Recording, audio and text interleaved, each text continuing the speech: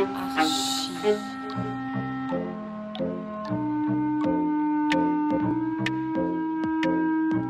Bonjour et bienvenue dans Archi Urbain, l'émission qui vous parle d'architecture et d'urbanisme à Bruxelles.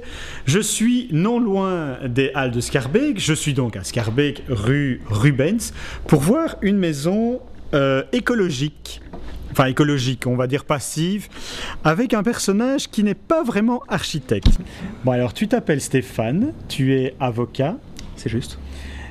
Stéphane Filleul, pour être précis, tu as déposé un dossier auprès de la région Bruxelles-Capitale pour avoir une maison exemplaire au niveau basse énergie. C'était une collaboration, je dois le mentionner, avec ma compagne Anne Justement, Deneys. voilà. C'est d'ailleurs sous son nom et en néerlandais que le dossier a été introduit. Voilà. Alors, si tu veux bien, on va continuer en français. Avec plaisir. Ce sera Je mieux pour préfère nos aussi. amis. Oui, c'est vrai. Explique-moi un peu toute cette aventure. Je disais maison exemplaire. Effectivement, moi, ce qui m'intéresse dans ton projet, c'est que l'on a ici, juste derrière nous, une maison bruxelloise classique, avec de belles moulures, avec des pièces en enfilade, etc. Et donc, on peut rendre ça en basse énergie. Oui, on C'est peut. possible. C'est possible. Bien sûr, tout dépend de ce qu'on considère comme étant une maison en basse énergie. Si on est très exigeant et qu'on vise des niveaux de consommation annuels, par exemple, très très bas, on risque de ne pas les atteindre, mais on peut espérer atteindre raisonnablement, en tout cas dans le cas de cette maison-ci, qui est une maison pourtant ancienne et aux formes un peu complexes, on peut espérer par exemple atteindre une valeur de 35 kWh par mètre carré et par an, donc de consommation d'énergie pour le chauffage. Stéphane, dans une maison comme celle-ci, quels sont les plus grands postes où l'on perd de la chaleur?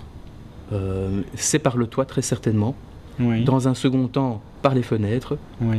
En tout cas, si on part de simple vitrage, il est impératif de mettre à tout le moins un bon double vitrage. Y a-t-il encore des gens qui ont un simple vitrage? Apparemment oui, mais ils sont minoritaires. Mais je dirais même Le fait. plus. Aujourd'hui, le double vitrage ne suffit plus. Mais là, les avis sont un peu partagés et certains optent pour du triple vitrage. Oui, il faut voir si le surcoût que cela entraîne pour la plupart des fabricants sont chers, mais pas tous.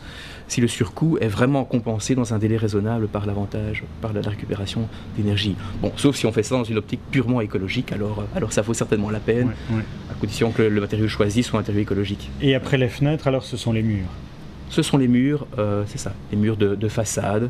Oui. Ensuite, on peut, si on veut, aller jusqu'au bout également, fermer complètement l'enveloppe par le bas, au niveau de la cave, par exemple. C'est très intéressant ce que tu dis, de fermer telle une enveloppe, parce que je pense que c'est là le secret de la maison basse énergie, je vais juste le dire comme ça, on va pas aller jusqu'au passif, c'est vraiment de faire une sorte de caisson, donc c'est-à-dire de faire en sorte que l'isolation revienne là où il y a les fenêtres, remonte dans les murs, etc. On va voir ça dans la maison, mais c'est vraiment là le secret, je pense. La difficulté de réalisation n'est pas dans les grandes surfaces, mais effectivement, comme tu le dis, dans tous les raccords, les petits détails, ce qu'on appelle souvent les ponts thermiques.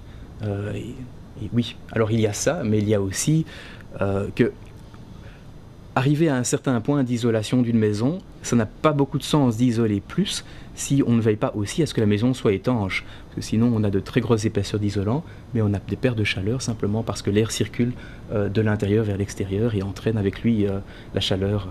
Voilà. Donc il faut travailler sur ces deux... Alors, je te propose qu'on regarde, on va aller voir des premiers éléments. Donc, nous avons ici une descente d'eau, mais qui est fort loin du mur. On voit, il y a toute ma main qui... Pourquoi ? Oui, simplement parce qu'il est prévu que cette façade arrière du bâtiment sera isolée par l'extérieur, et comme il y aura une épaisseur d'isolant de l'ordre de 10 cm... Donc on va mettre 10 cm d'isolation ici. Et encore 1,5 cm de crépi par-dessus, un crépi minéral. Alors, je pense qu'au départ, tu avais prévu un certain matériau pour l'isolation, qui n'est pas possible à cause du crépi, c'était quoi ? Oui, c'est ça. Mais donc, nous souhaitions utiliser un matériau naturel, c'est un peu la philosophie du projet, outre l'économie d'énergie, choisir chaque fois des matériaux les plus environnementalement responsables. Oui. Et donc nous souhaitions utiliser des panneaux de bois, de fibres de bois compressées, je ne vais pas citer inutilement de marque, mais on s'est rendu compte, et plusieurs personnes qui mettent en œuvre ce type de technique sont venues voir et se sont rendues compte du fait que le cimentage n'adhérait pas suffisamment fortement à la brique. C'est une très vieille maison, elle date de la fin du 19e, 1888. Et donc on nous a recommandé d'utiliser un matériau plus léger, du style frigolite exactement. Voilà. Et puis après on met un crépi dessus et ça isole, il y a quand même 10 cm d'isolation. Oui, c'est ça. Les qualités isolantes des deux matériaux, strictement isolantes, sont comparables. Okay. Bois et frigolite. Ouais. On va rentrer dans la maison. Alors dis-moi, on a ici... qu'est-ce que c'est cette substance? Alors ça c'est du bois tout simplement, c'est très agréable à travailler, ça ne pique pas à la différence des matériaux d'isolant traditionnels style laine de bois, laine de roche. C'est du bois, c'est ce qu'on appelle de la laine de bois, mais ça a une certaine consistance, une certaine plasticité et on a utilisé ça dans notre cas dans différents endroits là où il s'agissait de boucher les trous, mais aussi et surtout sous les toits plats. C'est ça, donc on met ça sous les toits plats, on met ça entre les gîtes, les fenêtres aussi. Oui, ça sur le pourtour des fenêtres, puisqu'on a été amené à remplacer les châssis. Ok. Oui. Alors on a un autre matériau beaucoup plus lourd. Voilà. Alors ça c'est plus c'est plus solide. Rigide. Hein. Et alors c'est quoi ça? Il s'agit également de fibres de bois, mais cette fois-ci compactées, compressées. De telle manière qu'elle présente une forte rigidité et donc elle tient debout toute seule. On peut faire avec ça des caissons. Ça fait une cloison et effectivement on l'a utilisé comme cloison et on compte le faire à d'autres endroits encore, mais on l'a déjà utilisé contre les allèges, donc qui sont les parties des murs qui sont situées sous les appuis de fenêtres. Ok. Et puis alors ça oui, voilà, ça c'est un exemple de par vapeur. Respirant. Ça, c'est ce qu'on met sur le toit. Sous le toit. C'est ça, notamment. Oui. Mais on peut le mettre en réalité. Respirant. Oui, c'est-à-dire qu'il permet une certaine quantité d'humidité de passer, mais en principe seulement dans un sens. D'accord. C'est-à-dire du lieu le plus humide vers, si je ne me trompe pas, je jette un coup d'œil vers ma compagne qui maîtrise parfois mieux ces questions. Elle surveille tout ce qu'on fait. Il transpire d'une certaine manière, mais de manière très régulée, très lente, pour éviter que lorsqu'un espace brutalement est fort humide, que toute l'humidité passe dans l'isolant et éventuellement aille jusqu'à pourrir l'isolant, s'il y a une accumulation, s'il y a de la condensation. Voilà. Ok.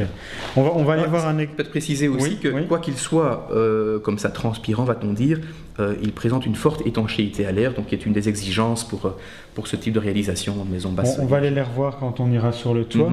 On va encore avancer légèrement. Voilà, et ici on a vraiment l'application alors ici de... Oui, c'est ça. De l'isolation... J'ai envie un peu d'isolation. Voilà.